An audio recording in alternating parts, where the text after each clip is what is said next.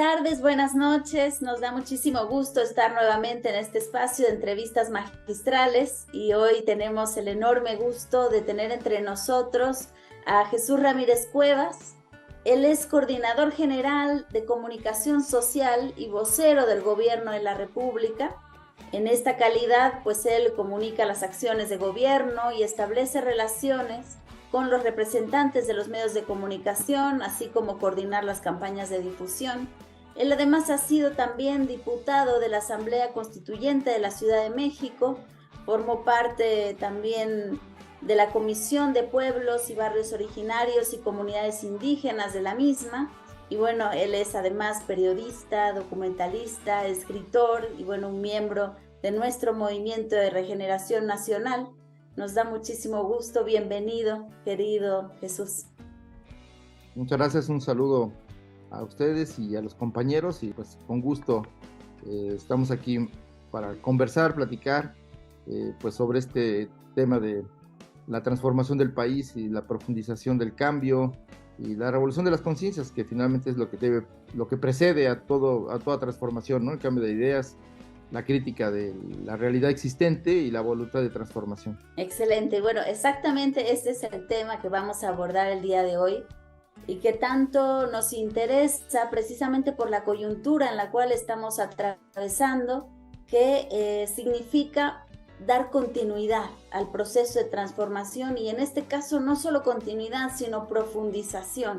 Se han hecho realmente acciones increíbles, programas sociales, infraestructura, se ha avanzado en muchos temas, pero bueno, vamos a ir abordando poco a poco todos estos asuntos, pero primero quisiéramos comenzar con el tema que más ocupa, digamos, el día a día de Jesús Ramírez Cuevas en esta cuarta transformación, que es el tema de la comunicación, porque bueno, no solamente que este gobierno se ha encargado de hacer un trabajo de infraestructura y de transformación de las instituciones, sino que también se ha dado el trabajo de comunicar, ¿no? O sea, primero quisiéramos abordar el tema de cómo se comunica la cuarta transformación y cuáles son los retos que tenemos aquí para dar continuidad a este proceso. Bueno, primero tendríamos que señalar que todo proceso de cambio pues está antecedido de una crítica de la realidad existente y una vez, digamos, elaborado este diagnóstico, pues también pensar cómo lograr que se cambie esa realidad, esas injusticias, las opresiones o las situaciones que impiden el pleno desarrollo, la libertad de los ciudadanos, de los individuos, de las sociedades. Y bueno, para eso hay que, en un proceso de transformación popular, social y democrático, que eso es lo que entiendo debe pensarse de la izquierda, porque la izquierda apela a la sociedad y apela al compromiso con los demás y el compromiso de la sociedad consigo misma y también con el planeta y bueno, pues con el conjunto de la humanidad. Y esto implica pues comunicar. No puede haber transformación, revolución política o incluso una campaña electoral simplemente si no se comunica, ¿no? Entonces, sin esta capacidad de comunicar ideas, críticas, pueden tenerse los análisis más rigurosos y más brillantes, pero si están construidos desde un metalenguaje abstracto, lejos de la realidad de la gente, pues serán brillantes ensayos, tratados que pasarán a la historia para alimentar pues el imaginario y generar ideas y cambiar situaciones, pero en otra época. Entonces, de lo que se trata es no solo tener ideas, digamos, que sean tangibles y la construcción de un diagnóstico de los grandes problemas nacionales, sino también de las soluciones. Y este movimiento, el movimiento de la Cuarta Transformación, el movimiento que encabeza Andrés Manuel López Obrador, ha ido construyendo esta narrativa del cambio, este diagnóstico de la realidad y la opresión de un capitalismo salvaje, del neoliberalismo, que le expropió los derechos a la sociedad, que le quitó el Estado a la sociedad misma al apropiarse del presupuesto, de la propia estructura del aparato del Estado para beneficio de unos cuantos, de ese 1% del que por cierto se hablaba mucho hace un tiempo y que bueno, pues aquí se trata de construir una democracia y un proyecto nacional que incluya a todos, empezando por los más pobres, por los más olvidados, por los desheredados, por los más vulnerables, ¿no? Entonces, esto se digamos, el presidente del gobierno es una construcción de un movimiento basado en la organización y en la difusión de ideas y de este diagnóstico y de información que le permita a la gente tener una visión del país y por lo tanto también una opinión y una posible participación a partir de esa opinión. Esto es lo que, digamos, en términos más sencillos, se diría que no hay democracia sin información. Los ciudadanos, si no tienen información, pues no tendrán a disposición, digamos, cuáles son los elementos con los cuales participar, tanto para defender sus derechos como para poder transformar su realidad. Entonces, la información es un elemento central de la acción política. Y hoy que vivimos en sociedades de la comunicación, de las nuevas tecnologías de la comunicación, pues la comunicación se vuelve el hecho central de la sociedad, tanto de la construcción cultural y del imaginario colectivo, como de la economía, la política y el ejercicio de gobierno. Por lo tanto, también la transformación, la rebelión, la insumisión, las formas en que se da la sociedad o los individuos para responder ante las injusticias, ante las realidades que son opresivas, pues son también espacios de comunicación. Y hoy que tenemos estas plataformas donde todo ciudadano se convierte en medio de comunicación, pues obliga a que cualquier gobierno tenga que tener una vinculación, una comunicación. Normalmente en el pasado esta comunicación era mediada por los medios de comunicación, de tal manera que los gobiernos progresistas, para hablar más en concreto, pues dependían de lo que los medios filtraban, de lo que decía el gobierno. Y entonces ese filtro de los grandes medios de comunicación, pues llevaban a que estaban sometidos en un cerco, digamos, y una filtración de todas sus propuestas, de su crítica, de sus posibilidades, digamos, de comunicación hacia la sociedad, y esto pues distorsionaba los objetivos primordiales de lo que la gente llegaba a conocer del propio gobierno, ¿no? Entonces, esta mediación desde el movimiento, en la medida en que vivimos un cerco informativo, los medios de comunicación le dieron la espalda al movimiento de transformación durante muchos años, y entonces crearon formas de comunicación directa para construir un movimiento y poder de compartir el diagnóstico y llevar la palabra también de las luchas sociales, de las causas, digamos, de la sociedad hacia otros sectores. De tal manera generar vínculos, solidaridades, apoyos. Y esto es lo que heredamos cuando llegamos al gobierno. Entonces, en materia de comunicación, lo que aquí se ha roto es el paradigma de no depender de los medios de comunicación para comunicarse con la sociedad. Y entonces se construyeron no solo a través de las redes, y ni siquiera de los medios públicos, sino se construyó un instrumento que fueron las conferencias de la mañana, las mañaneras, a mejor conocidas, y que son la manera en que el gobierno y el presidente de la República comunica directamente lo que está pensando, su diagnóstico de los problemas y cuáles son sus propuestas de solución. Y por supuesto también la participación en el debate, la deliberación pública y pues en el cuestionamiento digamos, de la resistencia de los intereses afectados por ese cambio de gobierno y de cambio de proyecto de nación. El proyecto de nación que, digamos, nos precedió el neoliberalismo era un proyecto, digamos, que beneficiaba a una minoría, pero también un proyecto que había renunciado a la idea de la nación, de la defensa del territorio, de sus ciudadanos y de sus recursos naturales, y se había lanzado, digamos, hacia la dependencia, hacia la integración económica, política y social hacia los Estados Unidos, hacia el bloque de Norteamérica, y que, bueno, pues ese era el fin de la soberanía en todos los sentidos, incluida la capacidad del país y del pueblo mexicano de decidir sobre su destino. Esto cambió con este gobierno y precisamente en las conferencias mañaneras está atravesada por todo este proceso de aprendizaje, porque ha sido un aprendizaje también del movimiento y del presidente de la República como líder social y ahora como gobernante de la necesidad de establecer un vínculo directo con la sociedad y de que haya una reflexión compartida, que al mismo tiempo se convierte en conocimiento para saber por qué se toman esas decisiones, por qué ahora hay programas sociales que benefician a 25 millones de familias, cuando antes había programas sociales que estaban establecidos sobre la práctica de una estructura corporativa clientelar que le permitía tener un control de la sociedad a un aparato dominado por intereses económicos y políticos privados. Entonces, este tipo de situaciones ha cambiado, digamos, la correlación de fuerzas en materia social a partir de la comunicación. Y esto termina, y con esta idea termino, y es que nosotros heredamos un régimen político donde los medios de comunicación como representantes de esos intereses corporativos tenían sometido al gobierno, al presidente en turno. No es cierto que el presidente tenía tanto poder. El poder estaba sometido a través de los medios de comunicación y de los intereses corporativos que colonizaron, ahí sí, el presupuesto, las políticas públicas y todo lo que decidía el gobierno, ¿no? Entonces, esto es lo que se rompe, es el paradigma que se rompe y que además, digamos, no hay antecedente en América Latina ni en el mundo de un gobierno progresista que rompa justamente las correas de poder económico y político a través de los medios de comunicación.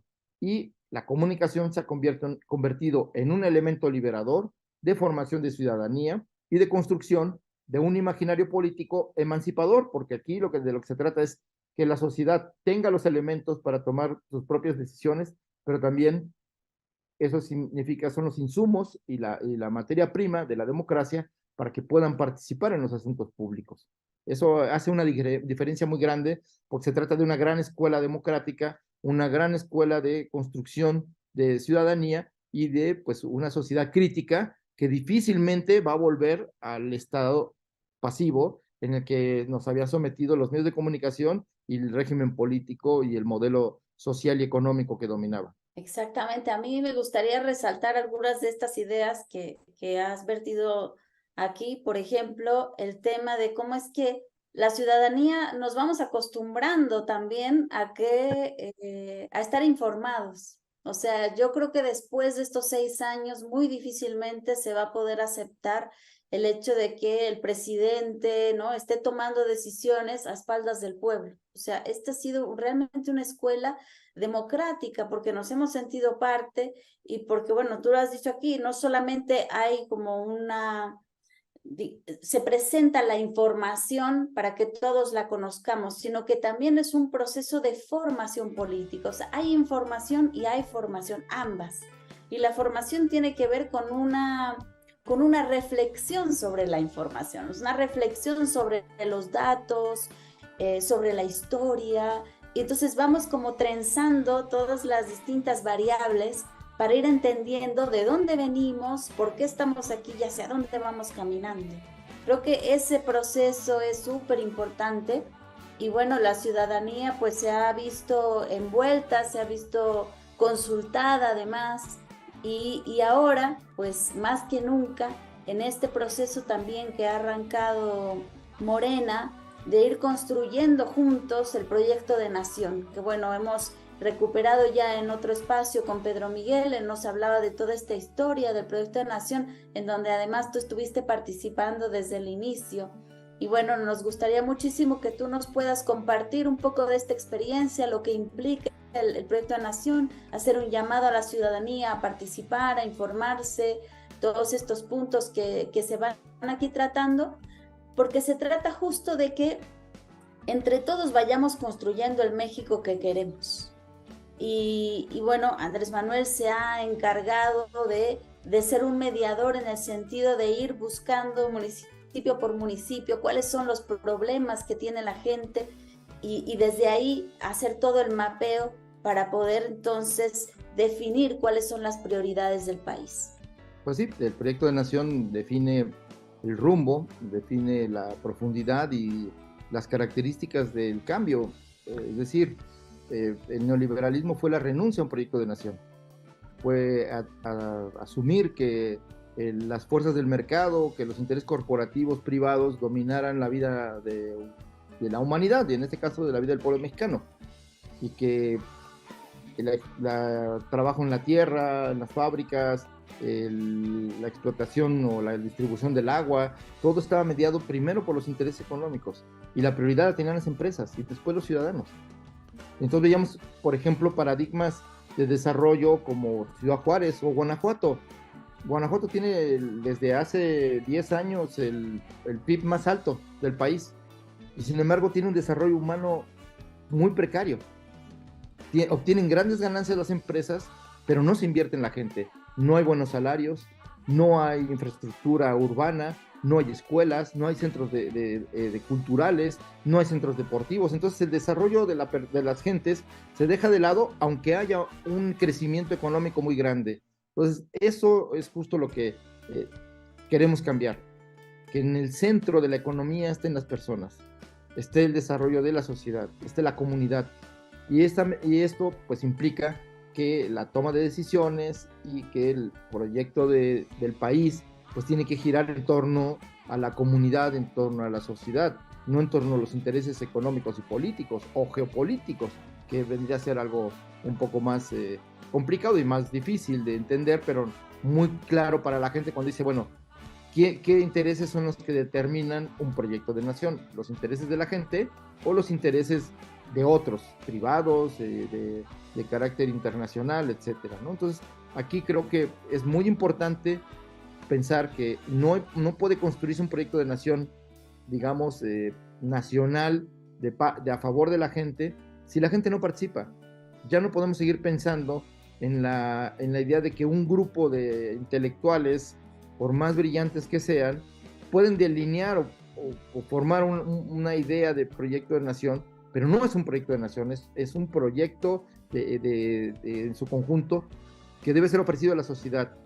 Y es a través de la construcción de un pacto social, es decir, de la participación de la gente, y que lleguen a un acuerdo de cuáles son los objetivos que nos podemos fijar entre todos en consenso y cuál es la ruta que debemos seguir para lograrlo. Entonces, es importante esto porque la democracia precisamente da posibilidad de hacer. No hay otro régimen político, aún para los que piensan que un gobierno autoritario puede facilitar y ahorrarnos muchos pasos, pero aquí, y eso es algo central para un proyecto de nación, el método o las formas pues impactan sobre el resultado.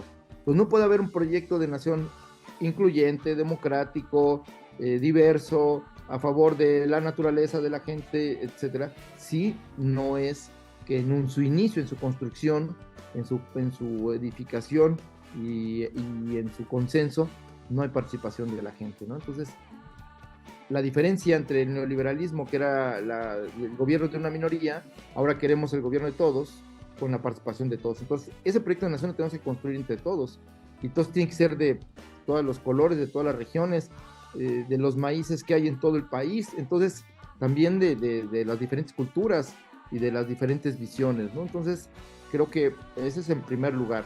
En segundo lugar, tiene que ser un proyecto alternativo desde la perspectiva de que los valores que implican el neoliberalismo, pues son valores que ponen por encima de todo como objetivo de la sociedad la generación de una ganancia con una apropiación privada. Ese es el sentido, ¿no? La economía va a crecer para que unas cuantas empresas tengan mucha riqueza que algún día va a repartir, que nunca va a ocurrir, pero esa es la promesa desde el surgimiento del capitalismo, que había que generar la riqueza para luego repartirla. Y sí, se genera la riqueza, pero nunca ha sido repartida, al contrario, en las últimas décadas se ha concentrado más la riqueza y se ha ampliado la brecha de desigualdad, y bueno, pues hay 1.000 millones de personas que viven con menos de $1. Eso no puede seguir ocurriendo en una humanidad que genera, que produce los alimentos necesarios para alimentar a todos y ciertos satisfactores mínimos que podrían estar en todos los hogares y que hoy no lo están por una mala concepción de la vida en la cual pues lo privado está por encima de lo público, el interés de unos cuantos está por encima del interés colectivo, e incluso el interés de obtener una ganancia puede estar por encima de la posibilidad de seguir sobreviviendo como planeta, como humanidad. Entonces, ahí y creo que tiene que cambiar. Otra idea importante para un proyecto de nación del siglo XXI, tiene que pensarse que hay bienes comunes que no son mercancías, que son los mínimos que permiten la existencia de la vida. Uno es el agua, otro es el acceso, digamos, a mínimos satisfactores de bienestar, de servicios y públicos.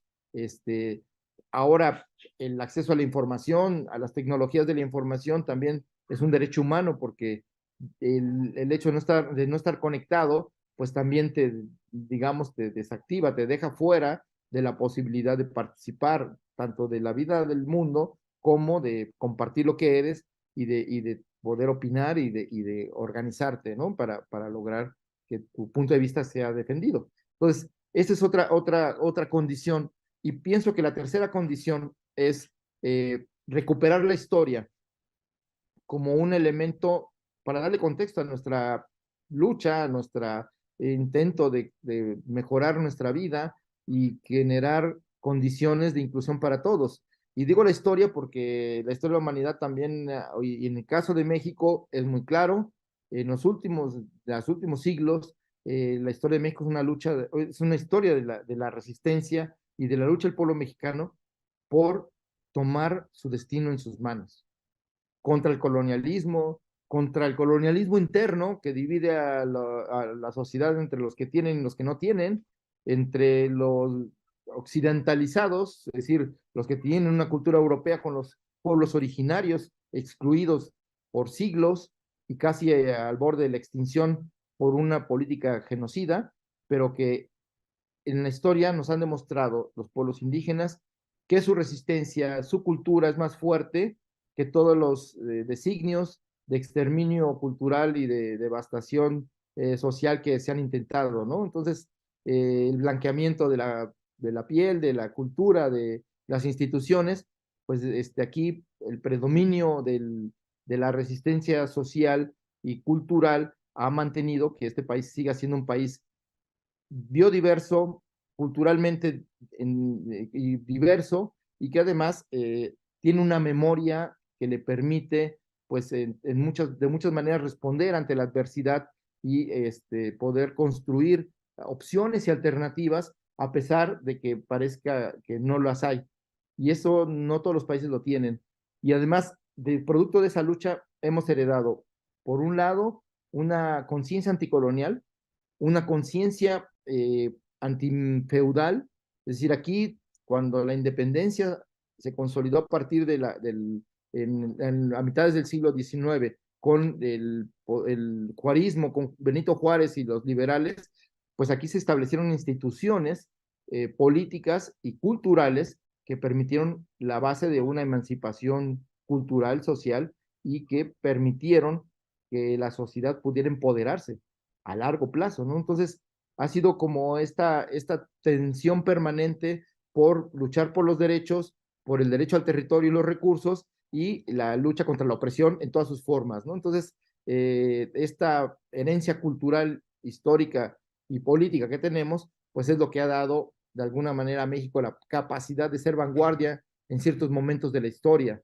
y haber tenido en 1917, producto de la Revolución Mexicana, la primera constitución que reconoció los derechos sociales, los derechos de la sociedad, los mínimos sociales para poder establecer una democracia.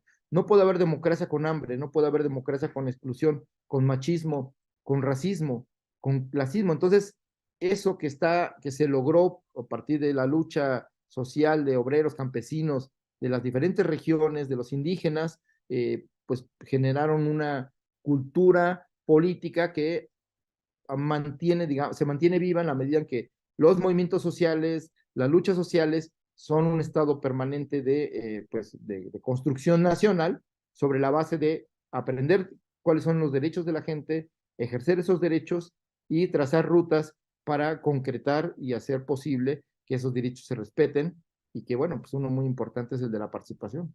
Y también creo que parte fundamental, digamos, del trabajo que se ha hecho es la refundación del Estado, ¿no? El desneoliberalizar el Estado. Pero más allá, digamos, de este proceso que ha comenzado también, primero yo creo que por una limpieza del Estado, porque estaba corrompido, pero de principio a fin, ¿no? Y ha habido como un trabajo muy arduo de limpiar, de transparentar los procesos, de que cada una de las áreas realmente haga el servicio que se supone que tendría que hacer, ¿no? O sea, de recuperar también el control de todos los procesos. O sea, ha habido todo este trabajo de vuelta a reestructurar al Estado, pero más allá de eso, A mí me gustaría también preguntarte sobre cómo se podría profundizar esta refundación del Estado, porque finalmente, de todas maneras, el Estado que tenemos es un Estado moderno, es un Estado pensado desde la concepción liberal. Entonces, ¿tú piensas como que la profundización de la cuarta transformación también iría en el sentido de ir descolonizando las estructuras, de ir llevando como esta refundación más allá, no solamente de limpieza, de transparencia, sino de ir repensando hacia otro esquema de Estado? Sí, bueno, evidentemente la democratización implica que la sociedad vaya asumiendo responsabilidades que hoy el Estado tiene porque no hay quien las cumpla. Pensando, por ejemplo, en voz alta, nada más de ver lo que sucedió en el neoliberalismo, de la proliferación de organismos no gubernamentales, ONGs, que suplían al Estado, donde el Estado no podía cumplir su tarea, pues la cumplían estas organizaciones, y en la medida en que se empoderaba la sociedad, pues dejaban de necesitarse esas organizaciones.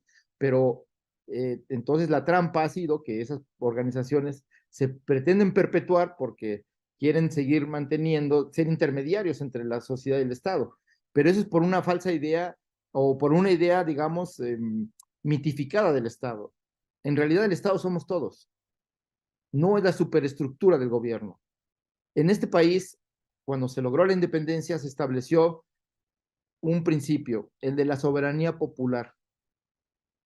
Y eso significa que la legitimidad, el verdadero poder lo tiene el pueblo. Aun cuando en la historia se lo niegan y se lo hacen nugatorio y lo engañan y todo, pero esta lucha permanente por hacer que valer el derecho del pueblo a decidir sobre lo que se hace, sobre las políticas, sobre las decisiones, pues es algo, una lucha permanente. Entonces, esto precisamente ha configurado, digamos, en el Estado postrevolucionario antes del neoliberalismo, un Estado autoritario. El neoliberalismo tomó este Estado autoritario encabezado por el PRI para volteárselo a la sociedad y lograr desmantelar todo el Estado social que legitimaba a ese Estado autoritario y lo entregó en manos del mercado, pero siguió siendo un Estado autoritario. Entonces, engañaba porque ahora en lugar de tener un color tenía varios colores, pero funcionaba igual, la sociedad estaba excluida.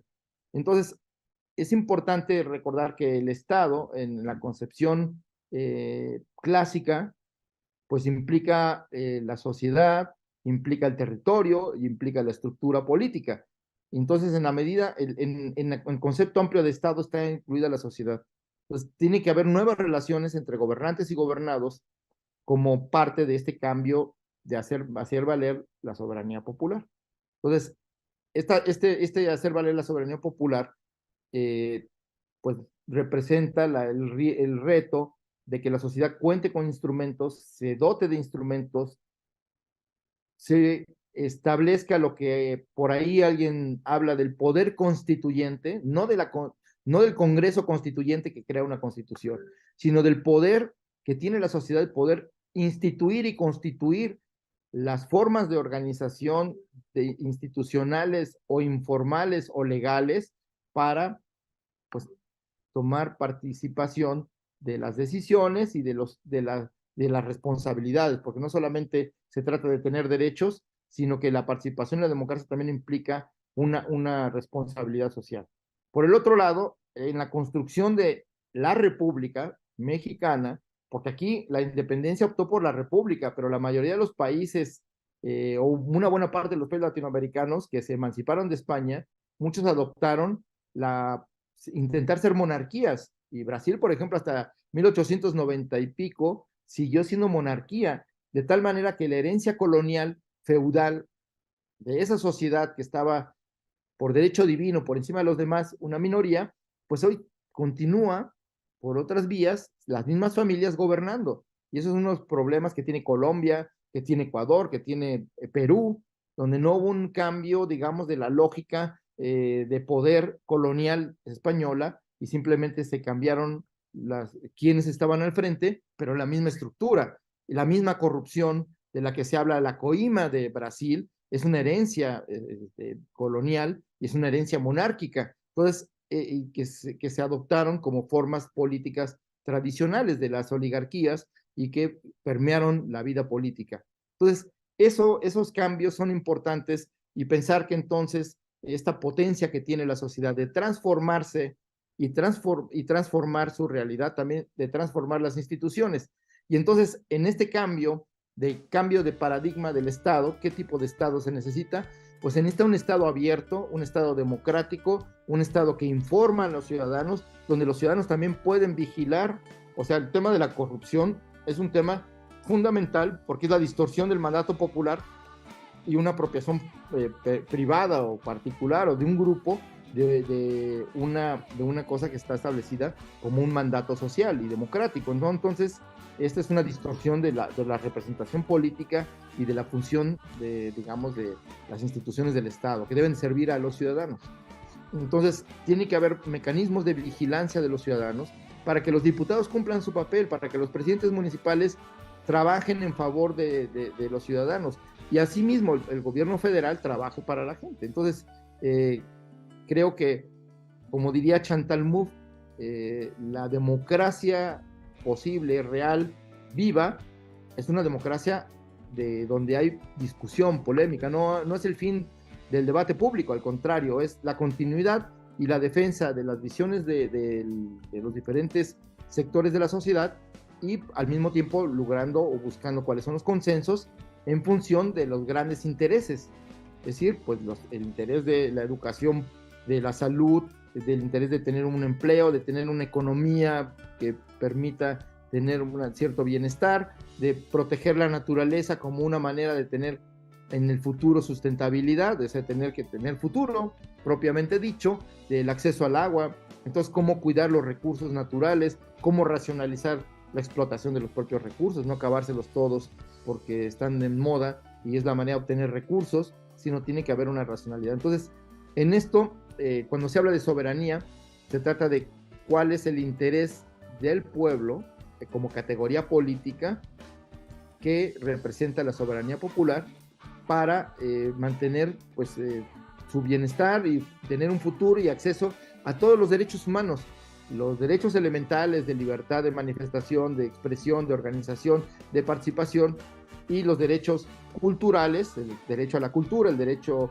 a un bienestar económico, a un trabajo, el derecho al deporte, en fin, y hasta ahora los nuevos derechos a una sexualidad libre, a las múltiples identidades, a la posibilidad de que la cultura también sea un elemento central de nuestro desarrollo humano, en fin, desde la escuela, y todo eso tiene que ser parte de una forma viva donde la sociedad y el gobierno, las instituciones, estén interactuando permanentemente. No hay un momento en el que digamos, ya llegamos a la sociedad ideal y entonces ahí nos vamos todos a nuestra casa y que el gobierno nos cumpla, porque eso no va a ocurrir. No, eso es pensar ilusoriamente y muy cómodamente de que hay soluciones mágicas. No, las soluciones y las transformaciones y el bienestar de la gente también depende de la cultura política participativa, de la capacidad que tengamos de conocer lo que está pasando, de proponer soluciones y de participar en ellas. Los problemas de la humanidad no tienen solución si la gente no participa. Un gobierno no puede resolver todo si la gente no participa. Y entonces aquí me viene a cuento lo que decía Luis Villoro. Entonces tenemos que pensar en un concepto de Estado y de democracia que vaya más allá de la democracia representativa, que es esta capacidad de participar en la elección de nuestros gobernantes, de nuestros representantes, y que, bueno, de esa manera cada tanto tiempo se va renovando el poder legislativo, el poder ejecutivo, aunque no el poder judicial, que es lo que queremos ahora, que también los jueces, como ya se hizo en el pasado, en el siglo XIX, cuando hubo los mejores magistrados y las mejores Suprema Corte defendiendo los derechos del pueblo frente al invasor, frente a los conservadores, en fin, fueron elegidos por la gente, en un país donde el 90% eran analfabetas. Y entonces, ahora que hay, digamos, el 90% de la gente sabe leer y escribir, pues obviamente sería mucho más sencillo elegir a los magistrados, ¿no? Entonces, lo que decía Luis Villoro es decir, bueno, esta democracia representativa hay que ampliar la visión de una democracia participativa, que tiene que, digamos, esta participación, pues construirse desde una comunidad política, que es desde la comunidad territorial de la colonia, del municipio, de la región y luego la nación, ¿no? Entonces, esos diferentes estratos de participación tienen que buscar mecanismos para que se dé este debate, ¿no? La otra democracia que México aporta es la democracia comunitaria, la democracia de los pueblos indígenas, que tienen otros valores políticos, donde la representación y digamos, las responsabilidades colectivas, pues son un servicio, no es no es un trabajo, no se paga por ello, pues es un honor para la comunidad, un prestigio personal y de la familia, pero por una situación, el servicio es eso. Y como diría la corregidora, que dicho de otra manera, que quienes son los que sirven a la nación no deben ser aplaudidos y reconocidos por ese trabajo, sino la satisfacción del deber cumplido, pues es la única, digamos así, el único reconocimiento válido para quien quiere servir a la nación, ¿no? Entonces, ni enriquecerse, ni hacerse de poder personal, sino ser un ciudadano más que cumple una responsabilidad de un encargo, como dice el presidente. Entonces, pienso que cuando se habla de la reforma del Estado, hay que pensar en la reforma de la sociedad. El cambio es arriba y el cambio es abajo. Para tener un Estado democrático, es decir, instituciones democráticas, un gobierno democrático, tiene que haber una sociedad democrática. No puede ser de otra manera. Entonces, el cambio es arriba y es abajo.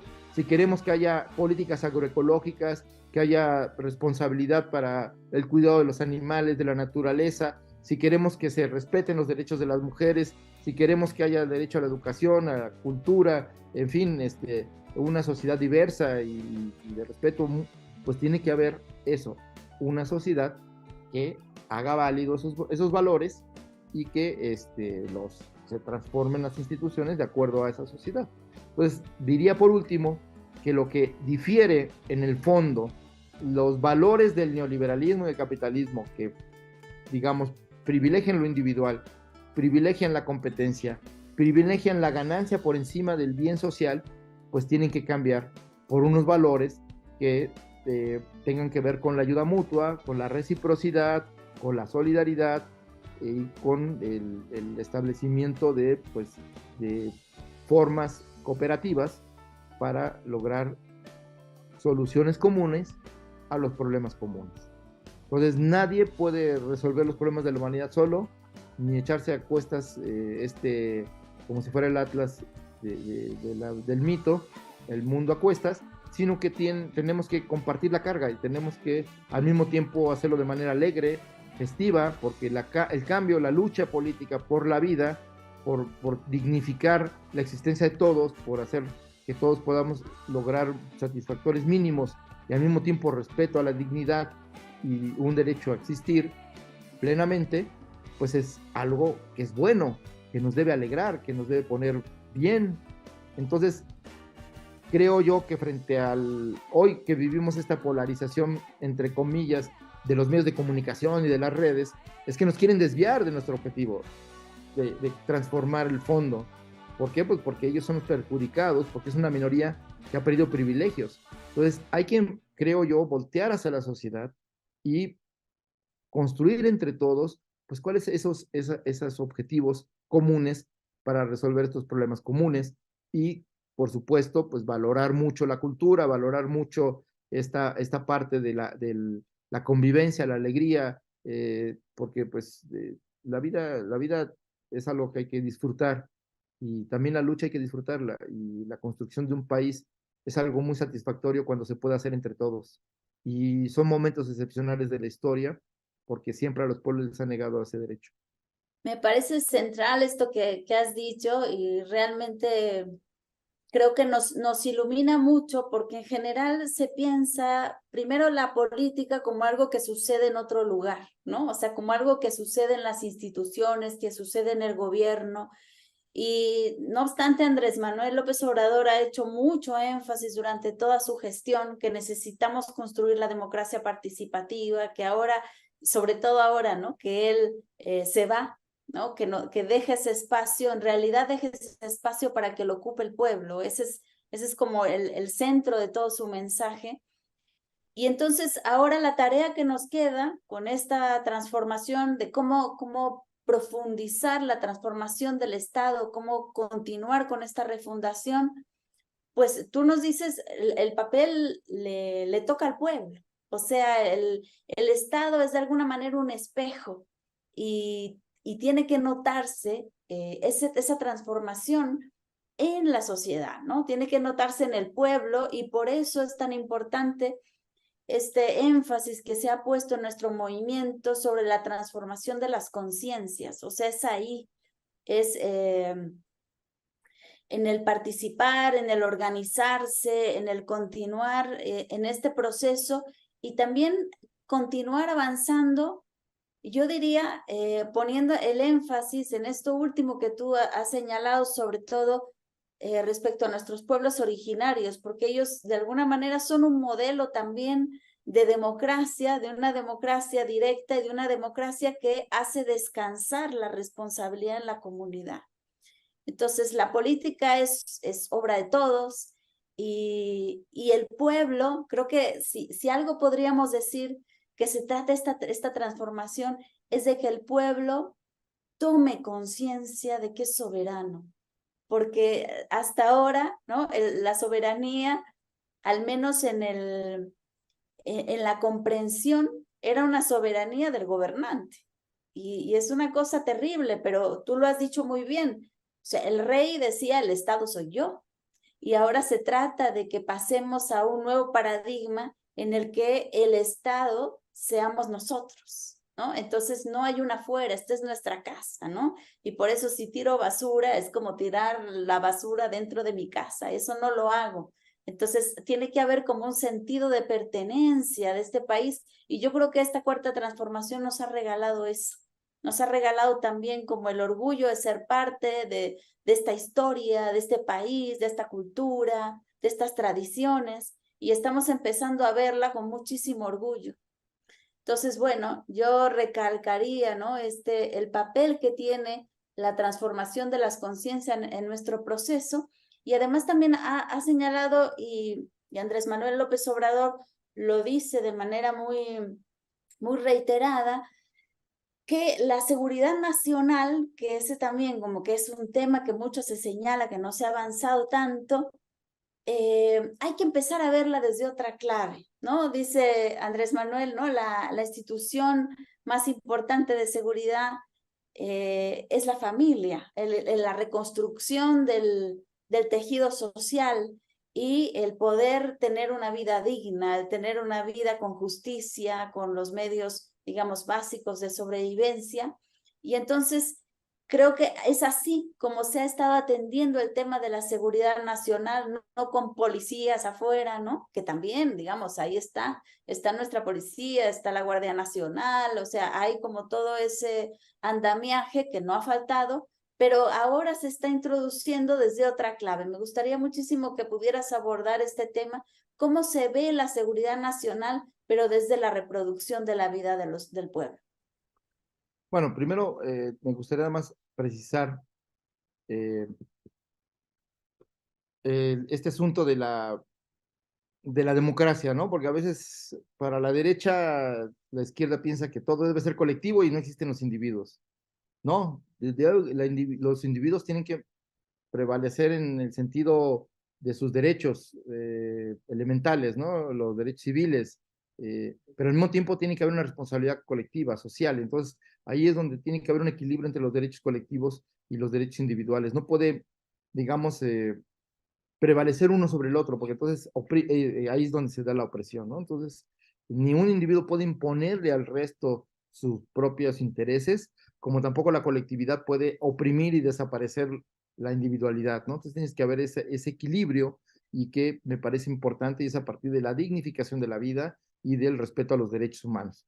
Ese es un elemento central. El otro es que el tema de la seguridad nacional, pues bueno, ¿qué pensamos de la seguridad nacional? Pues es tener, garantizar que puede prevalecer el derecho del pueblo a decidir su destino. Y entonces, pues puede estar amenazado por intereses extranjeros, por situaciones internas de seguridad, en fin, o por el acceso al agua o por el acceso a los satisfactores fundamentales, ¿no? La energía, que es el motor de la economía y de la vida cotidiana. Ya no podemos pensar en la vida sin electricidad, ¿no? Si ya se va la luz, ya se apaga todo y ya se nos olvidó cómo era antes. Y entonces no podemos vivir sin la electricidad, no hay economía, no hay producción, tampoco hay reproducción de la vida, ¿no? Entonces, y por el otro lado, los combustibles que movilizan, digamos, las mercancías, movilizan a las personas, también tiene que ser, son elementos centrales, ¿no? Entonces, la alimentación, si un pueblo no tiene capacidad de alimentarse, depende del exterior y a veces, pues ya lo hemos visto en situaciones de conflicto internacional, pues todo esto afecta la propia existencia de la gente. Entonces, de una manera inteligente, ya sin vernos, sin poner un prurito ideológico, sino simplemente por una situación lógica, debemos garantizar nuestros mínimos de existencia como pueblo, tener nuestra capacidad de comer, de producir lo que comemos. Se apostó por comprar fuera del país, en el mercado, los alimentos porque decían que era más barato. Pero vemos que conforme avanza la disputa regional y global, se encarecen los alimentos. Entonces ya no es cierto que son más baratos afuera, pero también dejamos de producirlos adentro. Y entonces estamos en el peor de los mundos. Tenemos los alimentos suficientes y cuesta mucho traerlos, ¿no? Entonces, ¿cómo garantizamos alimentos asequibles, baratos, de calidad? Pues a partir y además producidos ahora con métodos que no afecten el clima o el medio ambiente, o que sean respetuosos del medio ambiente. Nosotros tenemos una responsabilidad para no contribuir con el calentamiento global o con la destrucción ecológica del planeta o la sustentabilidad, la sobrevivencia de la humanidad. Entonces, una manera es, por un lado, con sistemas agroecológicos, sistemas mucho menos agresivos a la naturaleza y que también produzcan mayores beneficios a la salud, porque también hay una producción de alimentos industrializados que ahora dañan la salud, en lugar de proveer salud, perjudican la salud, ¿no? Entonces, tenemos que buscar ese equilibrio que la soberanía alimentaria tiene que cumplir, ¿no? No solo alimentar, sino que sea sanamente para mejorar la calidad de vida. Bueno, pues eso tiene que ser un objetivo del Estado democrático, que los alimentos sean asequibles a precios baratos o lo más barato posible para toda la población, ¿no? Entonces, este es un objetivo estratégico para tener un país alimentado, un país fuerte, un país con capacidad de poder desarrollar sus capacidades intelectuales, educativas y de desarrollo tecnológico y lo que quieran. Si no se tiene alimentación suficiente, no va a suceder.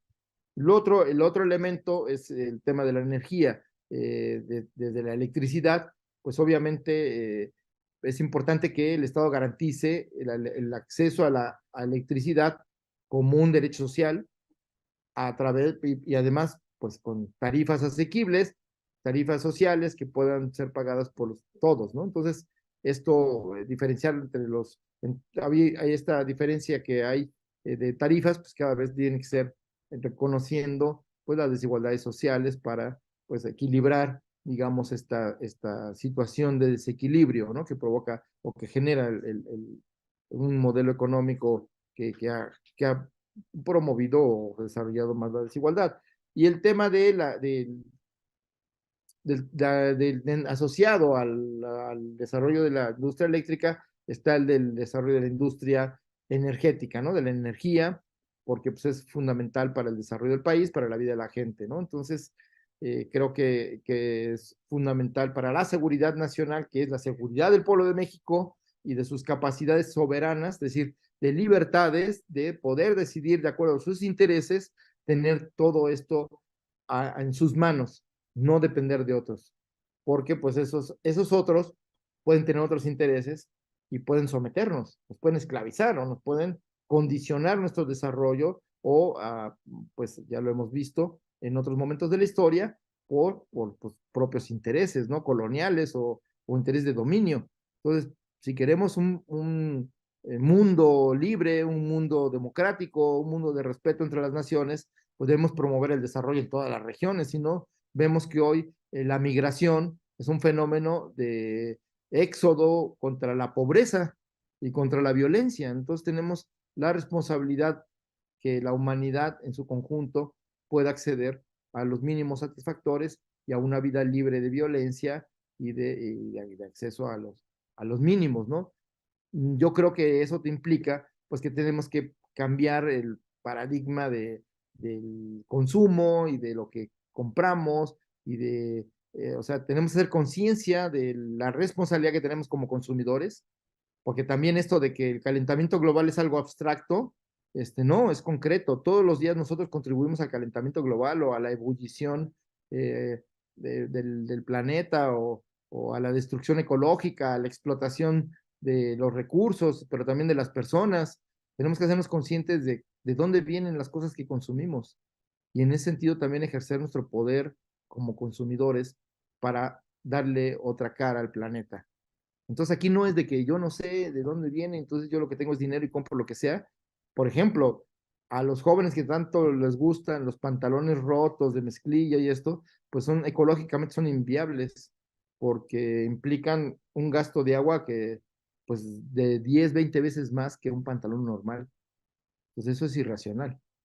Entonces, pues si les gustan desgastados, pues que los desgasten en su casa, que les pongan la lija, porque usan lija para hacerlos y los rompen, y entonces todo eso son procesos de lavado permanente hasta que llegan al color exacto del desgaste como si tuvieran 3 años de uso. Pues mejor que los usen, los desgasten o que les hagan, o que los usen y sin cambiárselos para que queden iguales, pero ya no hay un costo ecológico, pero hay que ser conscientes de que uno a veces compra productos que están hechos con manos de niños, que son explotados, o con trabajo esclavo. Entonces hay que ir cambiando también el modelo de desarrollo a partir de lo que consumimos, castigar lo que destruye y que genera calentamiento global. Pues también nosotros somos responsables de eso. Entonces no solamente sentirnos culpables como personas, sino también que tenemos el poder de cambiar eso, el poder de decidir cambiar este planeta, organizándonos, pero también asumiendo nuestras responsabilidades individuales, ¿no? Entonces, creo que esto de la soberanía también implica, pues, que seamos responsables con el uso de los recursos, no desperdiciar el agua, no desperdiciar la energía, promover y compartir el uso del vehículo, ¿no? Ya dejar este vehículo individual donde pueden miles de personas no tener un vehículo y van otras unos cuantas decenas de personas en carros solitos, ¿no? Entonces, eso es irracional. Entonces, tenemos que buscar formas de cooperación o transporte público que en lugar de incentivar el uso del vehículo, pues todos nos transportemos por un buen transporte público que nos comunica, eficiente, pues que alcanza para todos y donde es mejor ese transporte que andar en el tráfico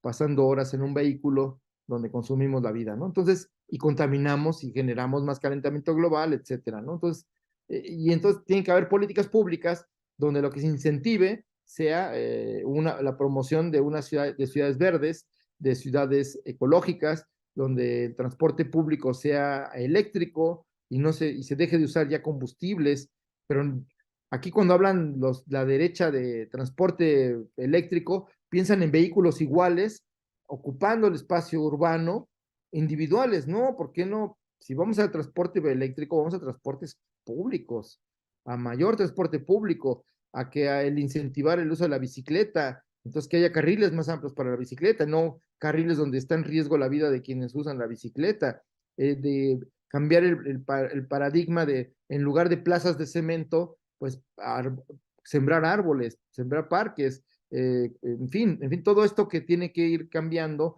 que la actividad de cuidar el bosque, de sembrar árboles, es una actividad económica más rentable que poner cemento, que construir, hacer este tipo de urbanización ya irracional, donde que van calentando las ciudades, ¿no? Entonces, creo que incentivar la recuperación de los ríos, en lugar de desaparecerlos y entubarlos, sino volver a es lo que está pasando en el mundo, o sea, las ciudades con más avanzadas ambientalmente están recuperando sus ríos, están abriendo espacios para la convivencia de la gente, están dejando de lado a los vehículos, ese modelo estadounidense de transporte masivo en vehículos individuales, hay que ir cambiando al transporte colectivo, pues de donde quepamos todos y no vayamos hacinados, sino pues buscando que haya mejor capacidad, ¿no? Entonces, se trata de cambiar el mundo y está en nuestras manos hacerlo. Entonces, también desde lo local, desde lo regional y desde lo nacional se transforma el planeta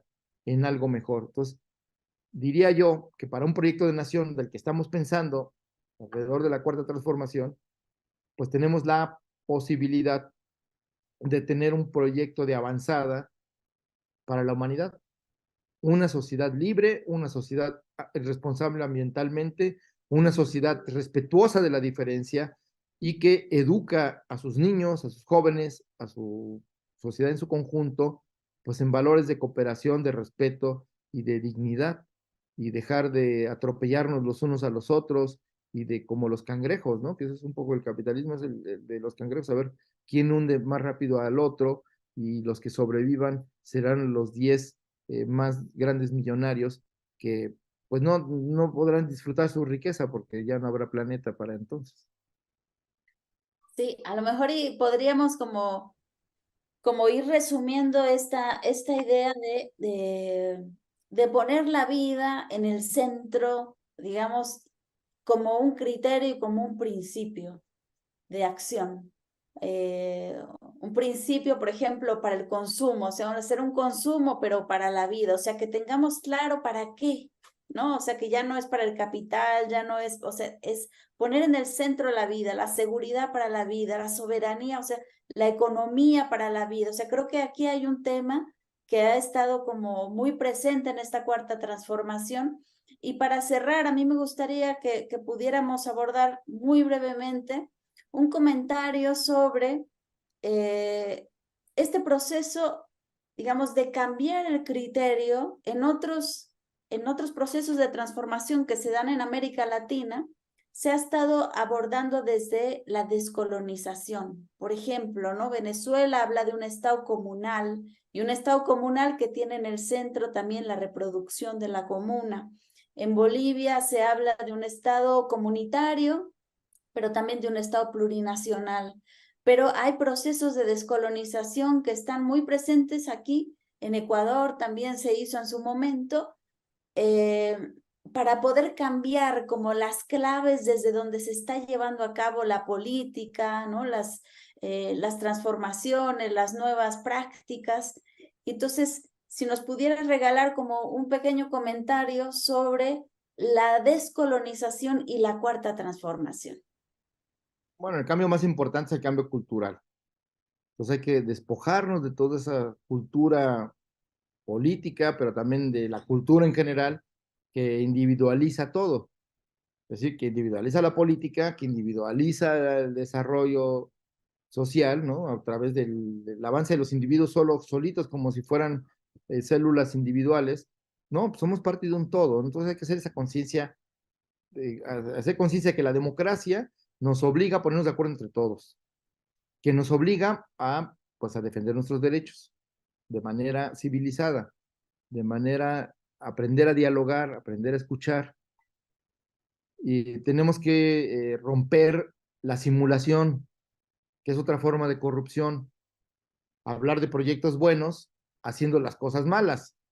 Es decir, no puede haber atajos. Es decir, no, yo tengo el objetivo de emancipar a la humanidad, por eso voy a primero a corromper y voy a violar la ley y además voy a usar la violencia para poder llegar al poder y emancipar a todos. No, esas fórmulas de las vanguardias que van a liberar al resto ya, ya quedaron superadas. Por lo tanto, creo que quien quiera ser un representante popular tiene que adquirir un compromiso social con una comunidad, con su comunidad. Ya no queremos más políticos que lo único que están pensando es saber a dónde van a brincar al próximo cargo. ¿Y qué justicia les va a hacer la revolución, ¿no? La justicia es la capacidad de transformar nuestra sociedad. Entonces, la descolonización, la emancipación de las ideas individualistas, del consumismo, de la explotación del hombre por el hombre, del derecho de pernada para, como el viejo hacendado, pero ahora es el derecho de yo poder definir el futuro de una comunidad porque tengo el poder económico suficiente para hacerlo o el poder político, eso debe terminar. Pero entonces tenemos que ir a una revolución política permanente en la medida en que la democracia tiene que ser participación, pero también rendición de cuentas. También que haya consecuencias. Si hay corrupción, no puede repetir en ese cargo quien ejerza la corrupción. Quien simuló diciendo que iba a representar el interés popular y no lo hizo, la gente lo tiene que castigar y no tiene por qué seguir ocupando ese espacio de representación y tiene que darle el paso a otro compañero, a otra compañera a que lo haga. Entonces, tenemos que pensar que los fines están determinados por los medios. Y si no logramos que la manera en cómo hacemos las cosas sea diferente, el resultado no va a ser diferente. Si nosotros reproducimos la política colonial anterior de pensar que hay una minoría privilegiada que está por encima de los demás, que son ignorantes y no saben qué hacer, y por lo tanto hay que decirles por dónde, pues estamos equivocados, vamos a repetir lo mismo.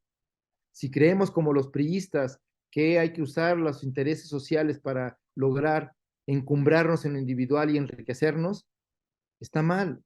Vamos a construir un mundo mal planteado, no se va a lograr esa transformación. Pues también es un asunto de que las organizaciones, el partido, quienes promueven el cambio, tienen que ser el primer ejemplo de la sociedad que queremos. Y si eso no está reflejando la sociedad que queremos, perdón, pero eso está mal y hay que cambiarlo. Y entonces, para lograrlo, no hay fórmulas ni recetas. Y la única y la mejor manera es la vía democrática. La participación y la rendición de cuentas.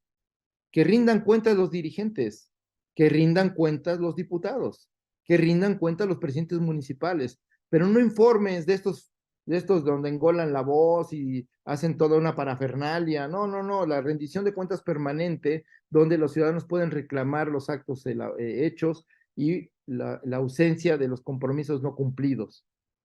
Esa es la democracia que queremos. Y hacia allá nos dirigiremos hacia al reflejo de la sociedad que queremos construir. Entonces, es una gran responsabilidad la que tienen hoy los militantes de Morena y los dirigentes de Morena. Y si creen que porque hay una mayoría social que apoya este proyecto de cambio, se puede hacer las mismas prácticas del pasado, pues perdón, pero entonces eso sería una gran traición a los ideales y al interés colectivo que como nunca hoy está dispuesto a participar en la transformación de su propio entorno, de su mundo, para hacerlo mejor, más justo, más libre y más democrático. Pero ojo, la gente ya no se va a dejar. Las oportunidades se dan una vez y si el partido, los individuos, la colectividad que dice luchar por ideales colectivos, democráticos, libertarios, es solo de dientes para afuera, la historia y el pueblo los juzgarán. Así que a todos los que ahora pretenden representar, hacer posible ese proyecto de nación, el listón es muy alto el que está dejando el presidente de la República, porque es un proyecto de vida para servir a la gente, al interés colectivo.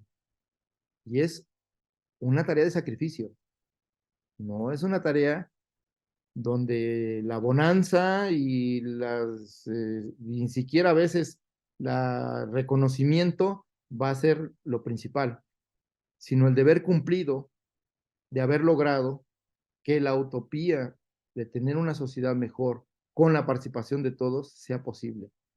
Es una responsabilidad histórica, pero también hemos vivido momentos en la historia donde esas oportunidades se presentan escasamente y a veces toman un rumbo adecuado y dejan su huella para el futuro. Pero también hemos visto revoluciones fracasadas porque sus dirigentes no han estado a la altura de sus pueblos. Y hoy estamos en un momento de esos donde obliga moralmente e históricamente a quienes dicen defender la cuarta transformación y los derechos del pueblo a estar a esa altura. Si no, pues como digo, la historia y el pueblo los juzgarán. Muchísimas gracias, querido Jesús. Y bueno, nos dejas una tarea enorme porque yo creo que lo que tenemos que entender es que el enemigo no solamente está afuera, digamos, no solamente es la derecha, ¿no? Los medios de comunicación, que son más bien medios de manipulación, como bien se dice ahora, sino que también hay otro enemigo que está al interior de nuestra conciencia, que es el egoísmo, que es el querer manipular y hacer de la política la manera de cumplir con el propio interés. Entonces, ese es el enemigo que más importa y el que más hace daño y del que nos tenemos que cuidar en este proceso de profundización de la cuarta transformación, porque como bien dices, el gobierno de Andrés Manuel López Obrador pues hizo una tarea histórica, pero esta tarea, digamos, es el principio de un camino y el único que va a poder llenar ese espacio, que yo no me canso de repetirlo, mucho se dice, ¿quién va a ocupar, no? Ahora el lugar de Andrés Manuel. El Yo diría, pueblo, ya lo dijo, es exacto, el pueblo. el pueblo, Es la exacto, hora del pueblo. es la hora del pueblo. Entonces, pues bienvenido que el pueblo pueda llenar, ¿no? Ese espacio y solamente juntos y en el trabajo, en la participación, vamos a poder sacar adelante esta transformación. Pues muchas gracias, un abrazo cariñoso y vamos a seguir trabajando. Bueno, pues un saludo y buenas noches. Buenas noches.